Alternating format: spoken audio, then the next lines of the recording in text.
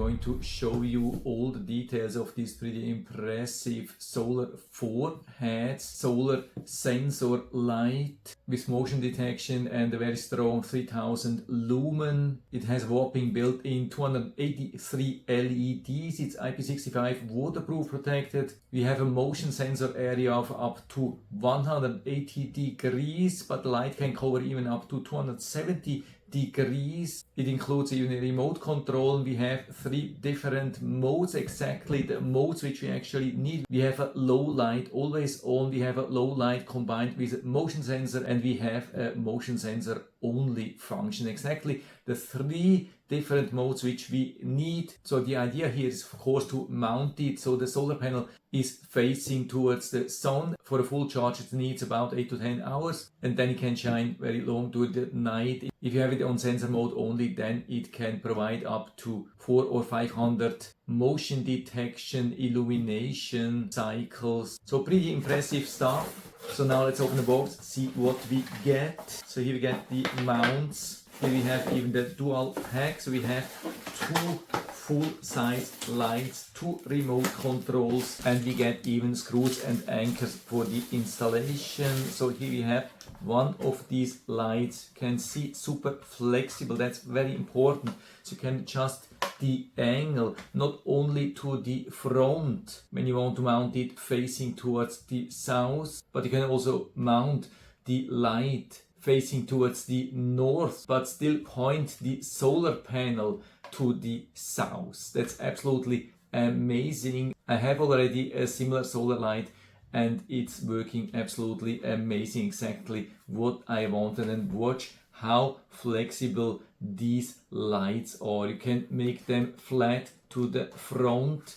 then all the 4 lights are facing towards the same direction, very, very strong light, but you can also cover a huge area. Watch the thing, how far we can bend this to the side. So it's almost illuminating 360 degrees. Technically you could bend this even towards the back, but of course then it's a little bit difficult to mount. And so the mounts here, also another highlight. You can see how simple this is to attach, for example, to a fence or the wall of your home. And when it's fully attached, you just take this solar light and align it here and slide it down, and it has already a full secure hold.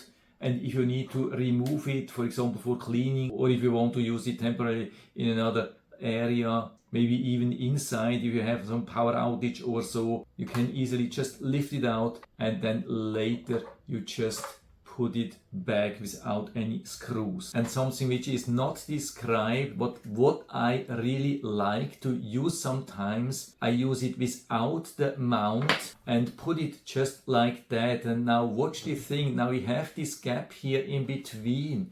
So if you're not expecting some super strong winds or so, and you don't have any crazy animals and nobody pulling on this light, you can just put it like that and then lift it over a fence and then hang it there. You can see I hold it now with my flat hand. I'm not holding the light actually. I just have it here on top of my hand and it's nicely secured. And that works of course especially really good when you want to point this towards the north and have the solar panel then facing towards the south. And so here we have the remote control. You can see we have already the batteries included, so we can just pull out this battery protection. And so this is how we can use the remote control. Now it's turned off. Of course it only works in the darkness, so I put it down with the solar panel on this desk, and so I can use the on button to turn it on. You can see how powerful this is. I can also turn it fully off, then it won't do anything.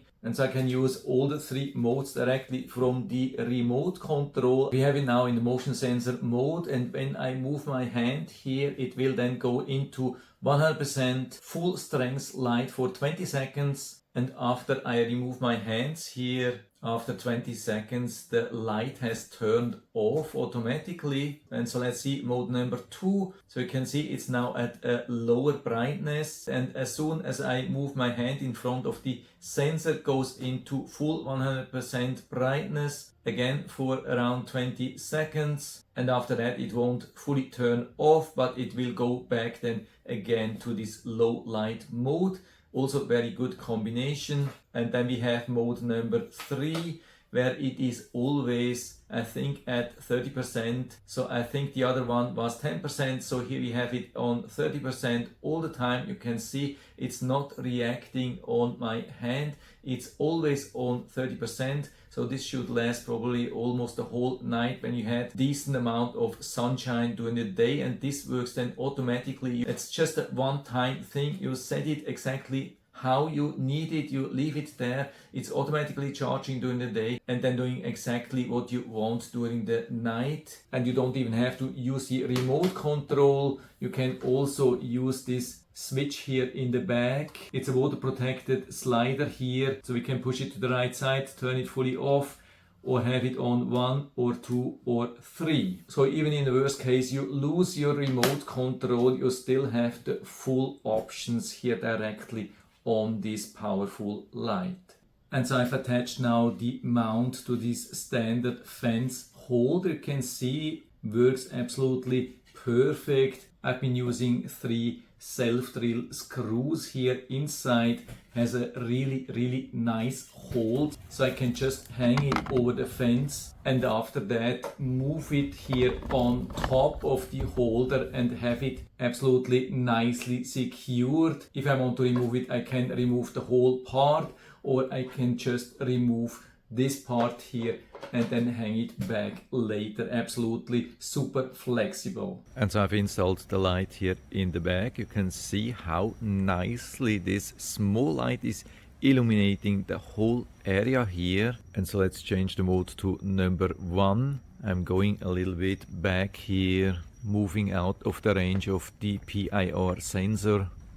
And now you can see it has turned off, and I come a little bit closer, and as soon as I'm approaching the light it will turn on, illuminating everything. And so I switch to function number 2. You can see it's illuminating nicely, I think with only 10%, and as soon as I move a little bit goes into 100%, illuminating everything nice and super bright. But when I move a little bit away, you can see even with 10% constant illumination, you can see the area. Of course 10% is not 100%, but you can see still everything. That's a really nice option. And when I come closer, we'll go to 100%. And now let's try the function number 3 with around 30% always